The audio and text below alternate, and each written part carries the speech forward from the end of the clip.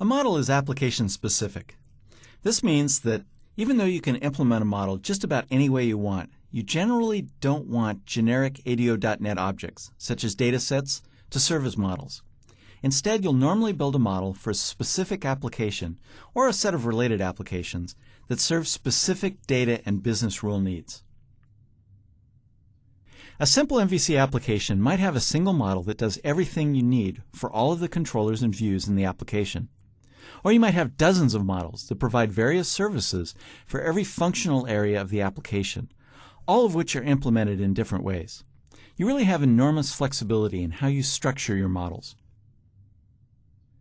If a model you build is specific to a single application, you should create the model class in the Models folder within Solution Explorer. This convention makes it simpler to work with the model classes and makes them easily discoverable when another developer comes along 6 months from now and tries to figure out what you did.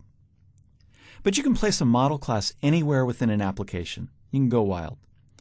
Remember that it's how a model is used that makes it a model, not where it's located or what it implements or inherits from. If you're going to use a model in several related applications, you can put one or more models in a class library and compile it into a standalone DLL, which then makes it easy to reference from the applications that use the model. A best practice in MVC applications is to maintain the separation of concerns between the components of the application. For models, this means that you'll want to instantiate the model in the controller's action methods, using the methods and properties of the model to tell the model what actions to take relative to the data, and then send the data to a view for display to the user. What we're going to do now is explore the use of models in an ASP.NET MVC application, how you can create them, and how you can implement business rules, particularly for data input validation. We'll also take a look at how you can interact with models from views and controllers, since none of these components exists in a vacuum. Model views and controllers interact in specific kinds of ways, so it's impossible to consider models without considering the other components as well. So what is the role of a model in an MVC application? To answer that, let's first recap how the user interacts with an MVC application. So the user interacts with the web page in some way, usually making a selection in a form and clicking a submit button or clicking a link, some sort of action like that. Then the controller handles the input and routes the request to the appropriate action, which is usually a public method of the controller class. Then the controller notifies the model of the user's action, usually resulting in a change to the model's state, or updating data in some way.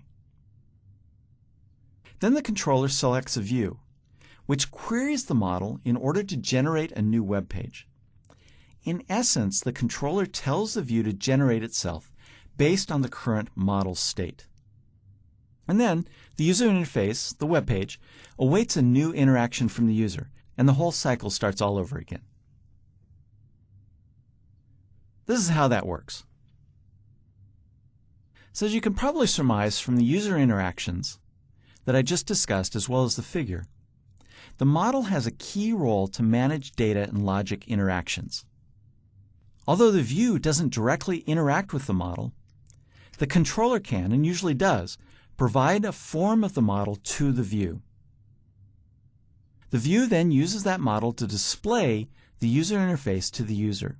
You can think of it as the view transforming the model in some way to display the data to the user.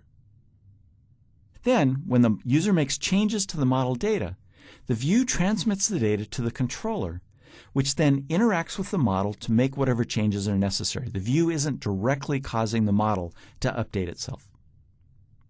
Then, along the way, the model makes sure that the user or view has not violated any business rules, and disallows data actions if there have been violations. Now, when you build your models, there are a couple of things that you need to keep in mind. First, your goal should be that a view should be as simple as possible.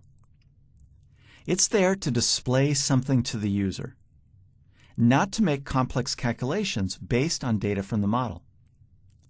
So design your models to provide the information the view needs as efficiently as possible, And this may require doing some sort of calculations and then providing the results of those calculations as part of the model instead of the raw data that the view then needs to make calculations based on.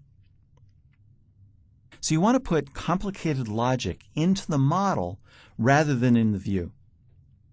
So if you find yourself writing complicated logic in a view, it probably means that you need to rework the model's implementation. Another thing to consider is that the controller action methods should be simple and small. Some people, in fact, think that any action method that is longer than a page is too complex and should be reworked, which probably means placing a lot of the logic in the model. The model, which implements the business logic layer, should do all of the hard work. An action method should simply translate the user's action into an instruction to the model, usually calling some sort of method, and then provide some sort of response, usually a view. The more you can keep the concerns of models, views, and controllers separate, the cleaner and more maintainable your application is going to be. Because ASP.NET MVC doesn't mandate the form of a model, you have a lot of options about how you go about building a model. What we're going to do now is look at two of the many possible approaches to building models and how to use them within controllers and views. And then later, we'll look at how we can add data annotations to the model to support validation and influence MVC in how it uses a model. So we're going to explore a custom model class, as well as an entity framework model class that interacts with a database on your behalf. The dog app sample is a very simple application that maintains an in-memory list of dogs with an ID name and age. The application lets the user create, edit, and delete a dog, as well as view the details of each dog. Although it's pretty simple, it contains most of the basic functionality that any application needs that lets a user interact with the data. And it provides a nice way to explore how a model interacts with a controller and view. My focus here is on the model, so we won't spend much time on the features in the controller and views except as they interact with the model. Go ahead and run the application.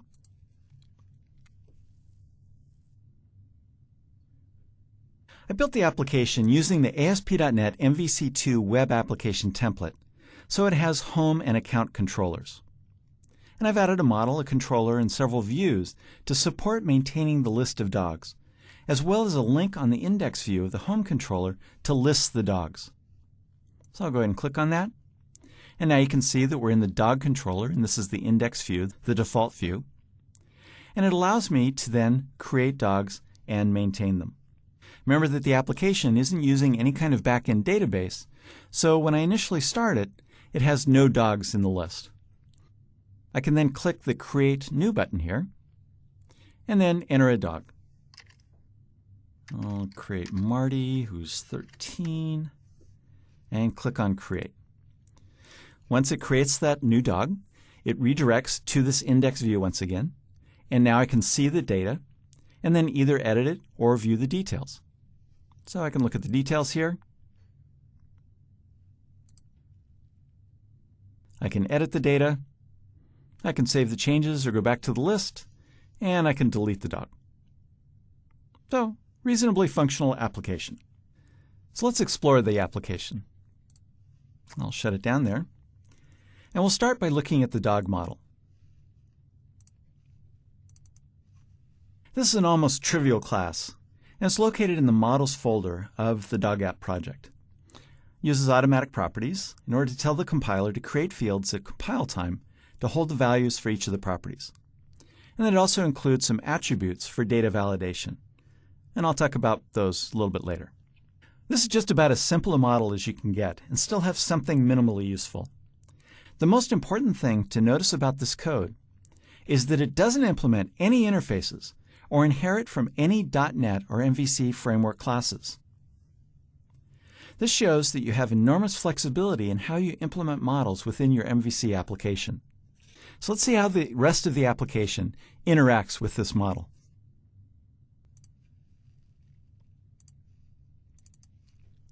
Here's the dog controller. The controller is responsible for responding to requests from the user, interacting with the dog model, and then ultimately selecting a view to return to the user. It contains various action methods, so let the user create, edit, delete, and view the details of a dog, as well as view a list of dogs that are currently stored in the model. The dog controller inherits from the controller class, that's that MVC controller class, which means that this essentially becomes a class that is a container of action methods and implements a lot of the infrastructure methods that make up an MVC application. The code defines a static variable, dogs, that has a generic list of dog objects. So there's where the dog model comes into play. Just remember, in a real application, this would probably be a model that interacts with the database in some way. So the first action method to take a look at is the index action method. This is the method that takes care of the request from a user for a list of the dogs. Now, because the data is contained in the model and the view does all the work of displaying the data, the code for the action method is pretty trivial. I'm passing that dogs collection into the view, and that becomes the strongly typed object that the view is bound to. Now, this is simple code, but there's actually quite a bit going on. It takes advantage of MVC's principle of convention over configuration, so that it automatically displays the index view associated with the dog controller. The code passes that class-level dogs list to the view by using dogs as the parameter to the view helper method, which then returns a view result object. Passing the parameter this way assigns that dogs object to the model property of the view data object. And you can do the same thing using code like this if you want to explicitly assign that. But this is really a cleaner syntax, so it's probably what you should do most of the time.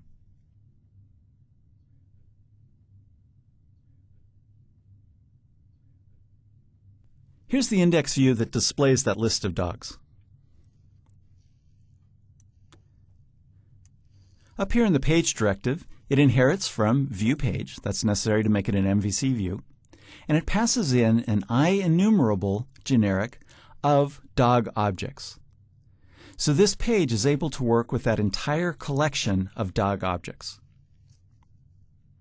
Then the rest of the page defines the contents of the main content portion of the master page, and it defines a table that displays the dogs. So it has an H2 element for a header, defines the header row for the table, and then uses a for each loop in order to loop through all of the dogs within that list. The model object at this point, as you can see within the tooltip, is of type IEnumerable dogapp.models.dog. So this is actually that collection of dog objects because this is a strongly typed view. For each iteration through the loop, it assigns a single dog object to this item variable, which you can then use as a strongly typed object in order to read the properties of that dog object and display them within the table. And you can see in the tooltip, it is in fact a dog object. Then in each table, it includes an action link that lets you edit the data, in this case passing in the ID of the dog. Here's how you can display the details, which passes in the entire dog object. And then there's also a form in the last cell of each row that provides a link so that you can delete that particular dog object. And again, it's passing in that ID value into the delete action method. And then finally, here's the code for that create new link at the bottom of the page. As you can see, it's very simple and straightforward HTML. There's no server controls involved, and you have complete control over the HTML that is generated. But most importantly, the only code that's in the page is what's necessary to display the model data to the user. There's no business logic, no data access code that directly accesses a database, nothing like that, just clean, simple user interface code. And this is all thanks to MVC's separation of concerns. Now, if you've done any kind of development work with classic ASP, which frankly was Microsoft's preeminent web development technology in the latter part of the last millennium, An MVC view may look familiar, but Classic ASP almost encouraged messy code in a .asp page that included business logic, data access, and user interface code all jumbled together, kind of spaghetti code. In stark contrast, MVC encourages a clean separation of the code that supports models, views, and controllers. Now you can fight it, and you can write ugly MVC code, but it's really much harder to do things that way. You're fighting the system. So that's one of the ways that MVC encourages clean separation of concerns. All right, now things get a little bit more complex when we start talking about creating a dog. Here we're back in the dog controller, and there's two create methods. The first one handles a HTTP GET verb in order to display the form. All we have to do is display the view. There's no model involved, there's no data, because it's just going to present an empty form to the user. So all we need to do is call the view method, which returns that view result. And that results in displaying that create view. Now the other create method is a little bit more complex because it has to handle the HTTP post when the user clicks the submit button on the page. It has to handle dealing with the data. Notice that it receives a parameter of type dog. MVC takes care of populating that dog object with all of the form values that the user entered. Then the code checks to see if the model state is valid. If it is valid, then it means that all of the data that the user entered in the form is valid in terms of data types and complying with any data validation attributes that you might have within the model. All right, so if it's not valid, it's just going to go ahead and return that same create view and pass in that dog object. And this contains all of the erroneous data, or whatever the problems is. But at least the user doesn't have to retype any of the valid values within the form. If the model state is valid, it's going to add the dog to that dog's collection and then redirect to the index view so that the user gets now the updated list of all of the dogs that are entered into the system. Now when you look at this code, you may think that the view is creating a dog object and then passing it to this parameter. But what's actually happening is that the view is posting the form data back, and then MVC is taking care of receiving those values and matching them up with the properties of that dog object. As long as the names are the same, it'll find matches, and you'll get a fully populated dog object here. It really is kind of magical, but it saves a lot of coding. You don't need to worry about populating those values. You don't need to read the forms collection in order to get that data. All right, so let's take a look at the create view now.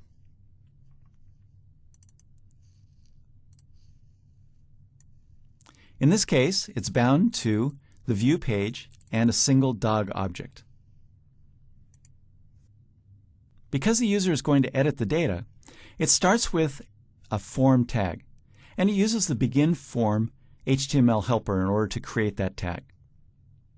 Then the rest of the code uses various helper methods to bind to the fields of the data, the dog object that was passed from the controller.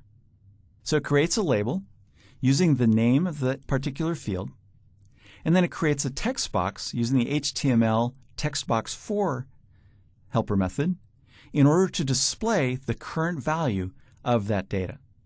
And it does that for all of the fields within the object. So once the user enters data and clicks the submit button, the values are then posted back to the server. At that point, the action invoker and the model binder populate the new dog object with the form values, ready to add to the list of dogs. The next code we'll look at is for editing an existing dog. I'll go back over to the dog controller here. And here are the edit methods. These two methods together present a form to accept user input and then accept the posted data back. The get version of the method loads the form with data from the existing dog object, so it receives an ID, creates a new dog object, and then loops through the set of dogs. And when it finds one with a matching ID, it then reads that data and then passes that in, and that becomes the model for that view. Similar kind of code that we've seen before.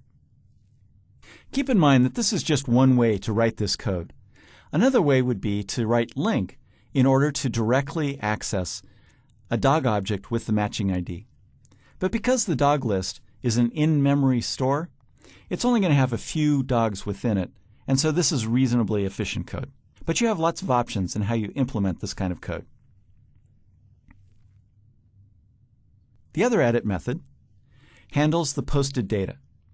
It once again gets a fully populated dog object, just like within the create method, checks the model state, redirects back to the edit view if anything's wrong, otherwise loops through the dogs in the collection, finds the matching dog, and then updates the data. Finally, when it's done, it redirects to the index view to display to the user the updated list of dogs.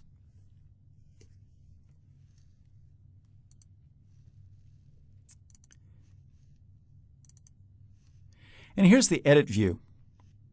It's once again bound to a dog object. And it's actually quite similar to the create view. The only real difference is the name of the submit button down here. Rather than create, it says save.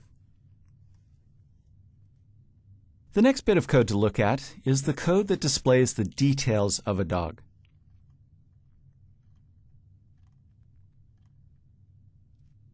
Here's that details action method. Now when a user clicks on the details link, the controller displays the dog details, as you'd expect. But MVC handles viewing details a bit differently than you might expect from seeing the code for a list view, create view, and the edit view. Let me go ahead and run the application again.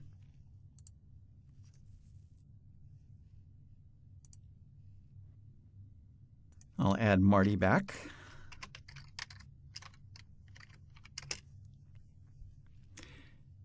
And I'll click on this link.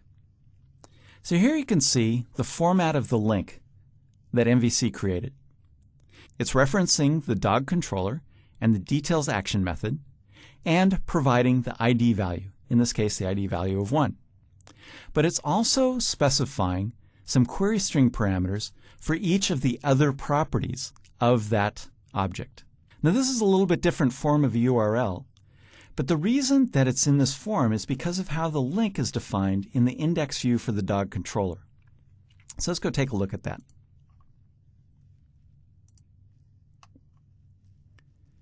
So here's the edit link that passes in an ID parameter. So it's just passing in that single integer. But the details link instead is passing the entire item. What MVC is doing is it's automatically serializing that into query string parameters to provide all of the detailed information for that dog object. So then back in the controller, it's using that information in order to fully populate a dog object. Now you don't have to do it this way. Back in the index view, you can pass in the ID parameter just like for the edit link here and use it within the details view. But in which case then here you would just get the ID and you would need to loop through all of the dog objects that are currently in the list to find the matching dog. This is a little bit more efficient, but you can do it either way that you want. So with that dog object, it passes it to the view. And here's the details view. It's once again bound to a single dog object here. And then it simply has different div tags that display the data. And it uses that strongly typed model in order to read the different properties from the dog object. All right, the last feature to look at is the code for deleting a dog.